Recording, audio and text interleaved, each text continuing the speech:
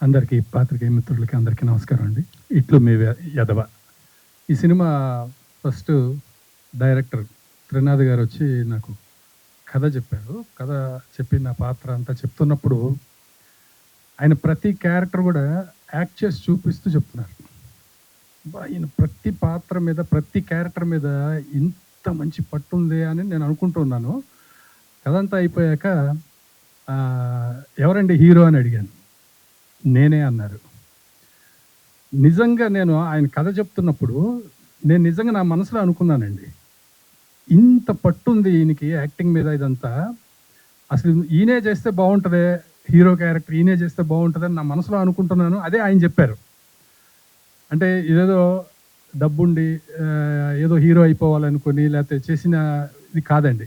ఆయన 100% టాలెంటెడ్ రైటర్గా కానీ, డైరెక్టర్గా కానీ, యాక్టర్గా కూడా. రేపు మీరు సినిమా చూసిన తర్వాత మీకే అర్థమవుతుంది. ఆయన అందరి చేత, ప్రతి క్యారెక్టర్ చేత, ప్రతి చిన్న డైలాగ్ కూడా నాకు ఇలా కావాలి, ఇలా కావాలి అని చెప్పి ఆయన చెప్పి చేయించుకున్న విధానం మాత్రం నాకు చాలా అద్భుతంగా అనిపించిందండి. అంటే ఓ ఎగ్జాగరేషన్ అనుకోకపోతే మా గురువు గారు కోటి రామకృష్ణ గారండి. నేను ఆయన దగ్గర వర్క్ చేశాను కొన్ని సంవత్సరాలు. ఆయన ఎలా అయితే ఆర్టిస్టులకి ప్రతిదీ కూడా ఆయన యాక్ట్ చేసి చెప్పి చూపించి చేయించుకుంటారో ఆయన్ని గుర్తు తెచ్చారండి ఈయన ఈ సినిమాకి. అంత అంత గొప్పగా అందరితోటి యాక్ట్ చేయించారు. ఇక కథాంశం వచ్చేటప్పటికి ఇది కథ చెప్తున్నప్పుడే నా హృదయానికి గట్టిగా పట్టుకుందండి. అంటే మనం పిల్లల్ని కంటాము, అది సరే, మగ పిల్లాడైతే వాడు ఏదో ఒక రకంగా వాడు తర్వాత పెళ్ళైనా వాడు ఏదో చేసుకుంటాడు, అంతా అయిపోతుంది. కానీ బట్ ఆడపిల్ల అనేటప్పటికీ అంత అల్లారు ముద్దుగా మనం పెంచుకున్న తర్వాత ఆ అమ్మాయిని పెళ్లి చేసి పంపిస్తాము, ఆ భర్త కరెక్ట్గా చూసుకుంటున్నాడో లేదో అనే ఒక రకమైన ఆందోళన ప్రతి తల్లిదండ్రులకి ఉంటుంది. అది కాకుండా ఆ అమ్మాయి పెద్దవాళ్ళు చూడకుండానే ఒకడినెవడనో సెలెక్ట్ చేసుకొని వాడు పెద్ద ఎదవ అని ఈ తండ్రికి తెలిసినప్పుడు అసలు ఆ తండ్రి బాధ ఎలా ఉంటుంది, ఆ పెయిన్ ఉంటుందండి ఈ క్యారెక్టర్లో. సినిమా అంతా ఎంటర్టైనింగ్గా వెళ్తుంటుంది, నవ్వుకుంటూ చూడొచ్చు. కానీ అసలు హృదయానికి గుచ్చుకునేటటువంటి ఆ పెయిన్ కూడా ఉంటుంది ఇందులో. అలాంటి ఒక అద్భుతమైన పాత్రని నా చేత చేయించినటువంటి మా డైరెక్టర్ గారికి నేను ధన్యవాదాలు తెలియజేస్తున్నాను.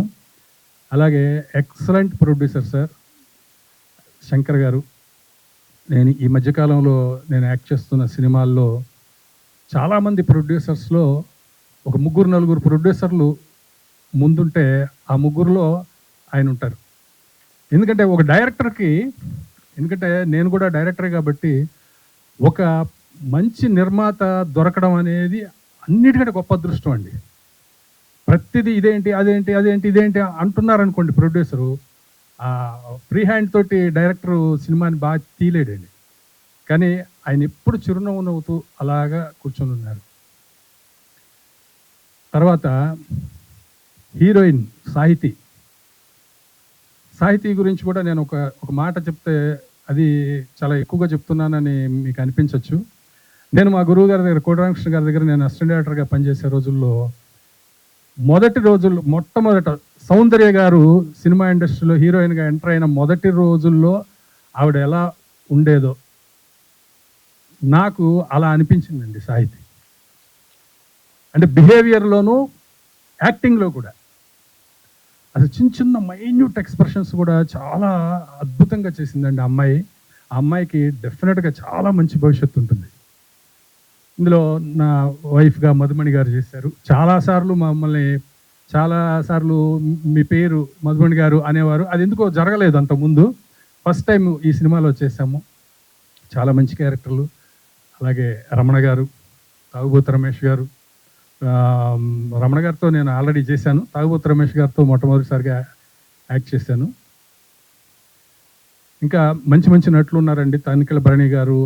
అందరి క్యారెక్టర్లకి చిన్న 2 సీన్లు చేసిన చేసిన పాత్రకు కూడా చాలా ఇంపార్టెన్స్ ఇచ్చారు. అది నాకు బాగా నచ్చిందండి ఈ సినిమాలో. నెక్స్ట్ ఆర్పి పట్నాయక్ గారు. నాకు పాటలో మాటలు కూడా వినపడేలాగా సంగీతం చేసే సంగీత దర్శకులు అంటే నాకు చాలా ఇష్టం అండి.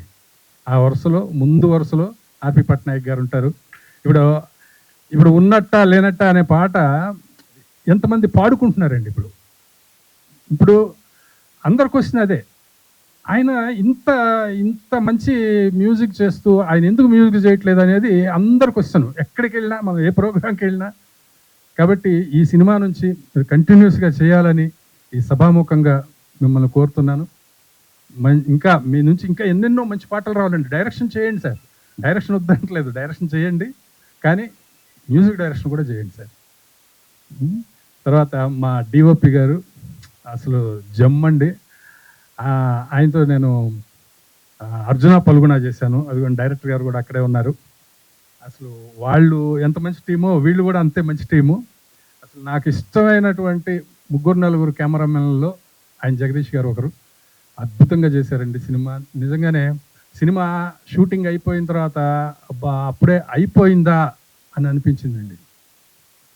ఇది చిన్న సినిమా పెద్ద సినిమా అనేది ఏం లేదండి. ఇప్పుడు సినిమాలో కంటెంట్ బాగుంటే, బడ్జెట్ కాదు సబ్జెక్ట్ బాగుంటే డెఫినెట్గా ఇప్పుడు పెద్ద హిట్స్ అవుతున్నాయి. నాకు ఎప్పుడు ఒక మాట బాగా ఇష్టం అండి. డాక్టర్ సినారే గారు ఒక మాట రాశారు. రాసే చేతిలో పస ఉండాలే కానీ బొగ్గుతో రాసిన అక్షరాలైనా అగ్గిని పుట్టిస్తాయి అంటాడండి. అంటే ఇక్కడ బడ్జెట్ కాదండి సబ్జెక్ట్. ఈ సినిమా అలాగే అందరినీ ఆకట్టుకుంటుందని మీడియా మిత్రులు కూడా మీకు సినిమా నిజంగా నచ్చితే ఈ సినిమాని ప్రమోట్ చేయాలని కోరుకుంటూ సెలవు తీసుకుంటున్నాను. సార్ ఇప్పుడు మీ టైటిల్ ఇవ్వాలి అంటే ఎవరికి ఇస్తారు? అంటే ఇప్పుడు మీకు ఇందులో ఉన్న టైటిల్ గురించి కూడా చెప్పాలండి. టైటిల్ ఏంటని అని అడిగితే సినిమా అంతా అయిపోయిన తర్వాత డైరెక్టర్ గారితో ఇట్లు మీ ఎదవా అన్నారు. ఏంటండి అన్న. సినిమాలో అందరూ ఆయన ఎదవ ఎదవ అంటుంటారు.